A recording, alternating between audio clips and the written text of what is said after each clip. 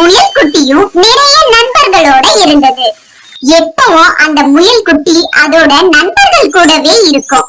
ஒரு நாள் அந்த காட்டுக்கு ஒரு வேட்டைக்கார கும்பல் வந்தாங்க. அவங்களோட சேர்ந்து நிறைய வேட்டை நாய்களும் வந்தது. உடனே அந்த நாய்கள் எல்லாம் முயலை துரத்த ஆரம்பிச்சது. உடனே அந்த முயல் தன்னோட மான் நண்பர் கிட்ட ஓடி போய் என்ன காப்பாத்து அப்படின்னு கேட்டுச்சு. அதுக்கு மான் என்னால முடியாது அப்படின்னு சொல்லிடுச்சு. அடுத்ததா பக்கத்துல இருந்த குரங்கு நண்பர் கிட்ட போய் காப்பாத்த சொல்லி கேட்டது.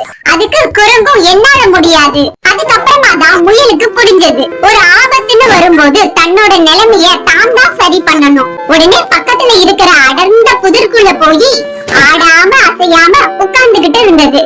இந்த வேட்டை நாய்களும் கொஞ்ச நேரம் தேடி பார்த்துட்டு போயிடுச்சுங்க.